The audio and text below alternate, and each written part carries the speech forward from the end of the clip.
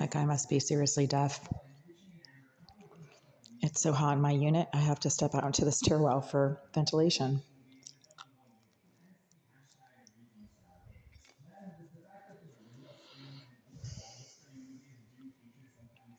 Oh, look. Those responsible for the dysfunction. Cute mug, though.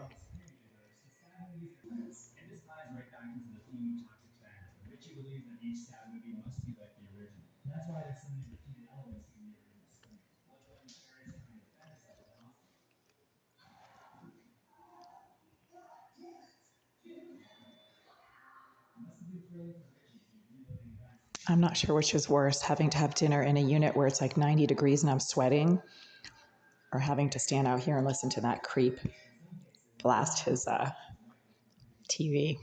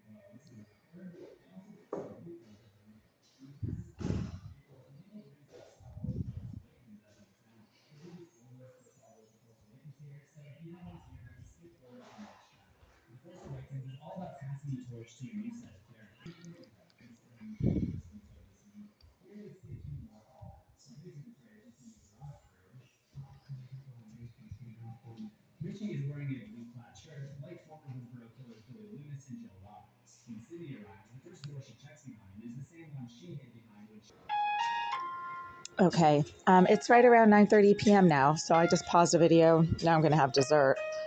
But in the meantime, there's an intense amount of marijuana smoke that suddenly started coming from the bathroom behind this wall that wasn't there 20 minutes ago. My window's still open because there's still oppressive amounts of heat in this unit, in spite of the fact that I left a voicemail for Greenville about 20 minutes ago regarding the ongoing rapid cycling excessive heat issues in this unit throughout the day today. And last night there was absolutely no heat and I was freezing with the window closed and had to keep the burners on the stove on for warmth throughout the entire night. That's how cold it was in here. The baseboard heating pipes were ice cold, even though it was 29 to 32 degrees outside here in Jamaica Plain. And now there's excessive heat. So the window's open. We're having a winter rainstorm outside. Rain is coming in through the open window. There's no screen, but I have no choice. I also have to have the air conditioner going. It's on maximum. It's at 74 degrees and it's on maximum.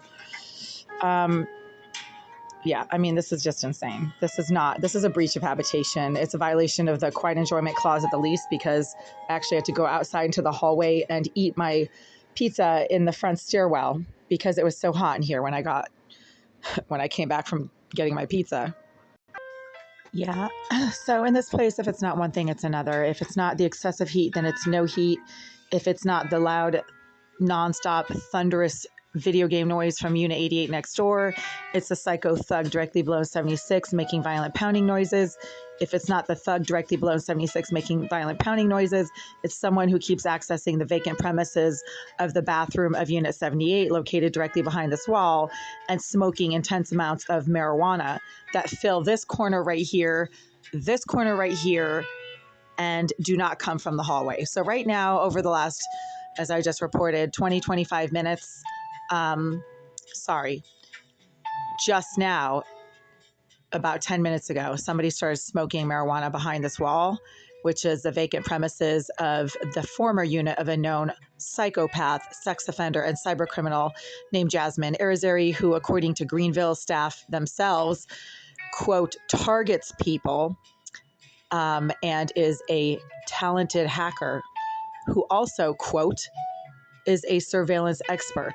These are different people who told me these things, but Greenville collectively has all informed me that this sex offender named Jay Irizarry, who is in the Massachusetts Sex Offender Registry, or was several years ago, hopefully she still is, targets people. That means stalking. So she lived in the bathroom directly behind this wall for 9 of the last 10 and a half years.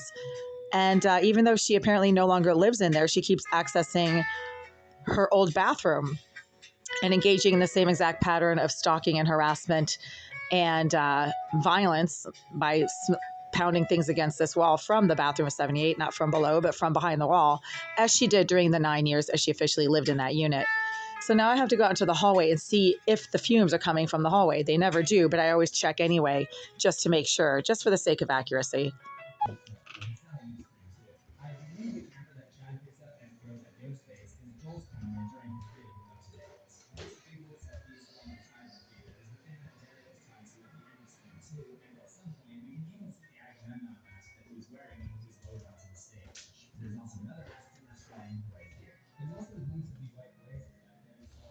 So there's absolutely no fumes of marijuana anywhere over here.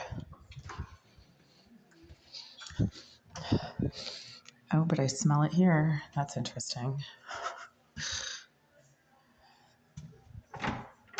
Yeah, except that management keeps telling me that Unit 78 is empty.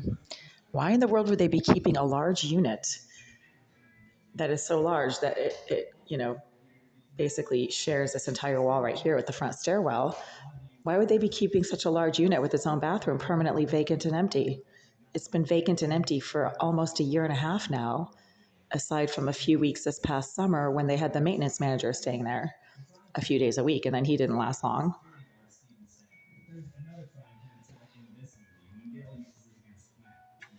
Okay, so the fumes are coming from right here. That is the bathroom of Unit 78. It's not coming from below in 76. In fact, throughout the evening, I've been hearing people coming and going from Unit 76, or maybe from the unit right next to 76, indicating that maybe there isn't somebody in there at this time. There haven't been any violent pounding noises from 76 since middle of the afternoon, around 4 p.m. And the fumes are not coming from the hallway. I was just in the hallway, but they are concentrating right here in this area, my bathroom, right? So I know that there's nobody smoking marijuana in my bathroom right now. It's my bathroom. There should not be anyone in there. If there is someone in there, there'd be a problem. Someone is smoking directly behind my bathroom, which again is the vacant premises of the bathroom of Unit 78. The marijuana is coming from this corner right here. Right here. This is where it comes from. It doesn't come from below. It doesn't come from outside. I have the window open. There are no fumes or odors of anything over by this window except for some rain coming in because we're having a winter rainstorm right now and it's about 37 degrees outside. The marijuana fumes that are always so intensely filling my bathroom come from right here. That's the bathroom of 78. Management keeps telling me it's not possible. They're idiots.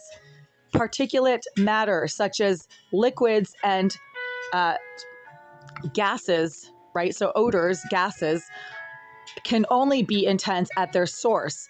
They dissolve the farther away they get from their source. So when all I can smell over here is intense marijuana fumes, but I don't smell it in the hallway and I don't smell it over there, then the source of the marijuana fumes, the person deliberately smoking the marijuana, is right here. That is the source. Idiots. So right now, somebody's smoking marijuana in the bathroom of 78. And they keep going into the bathroom of 78 because that was their bathroom for 9 of the last 10 years. No one else in this building has any reason to access the vacant premises of the permanently empty bathroom of Unit 78 other than the former resident, who is a psychotic stalker, a registered sex offender, and according to Greenville, their surveillance expert, right? So she can see what I do in here, then she engages in harassment based on what I do in the privacy of this unit. That's a fact. It's been verified by dozens of people who have informed me that there are surveillance devices in this unit, including some detectives from the Boston Police Department who confirmed that they knew of the presence of surveillance devices in my unit a few years ago. But according to what they told me a few months ago, they said, we're not sure if those surveillance devices are still in your unit now or not. There you go, guys. I'm not the one making this up. I'm simply reporting what people have told me, and people from multiple agencies and multiple businesses and multiple sources.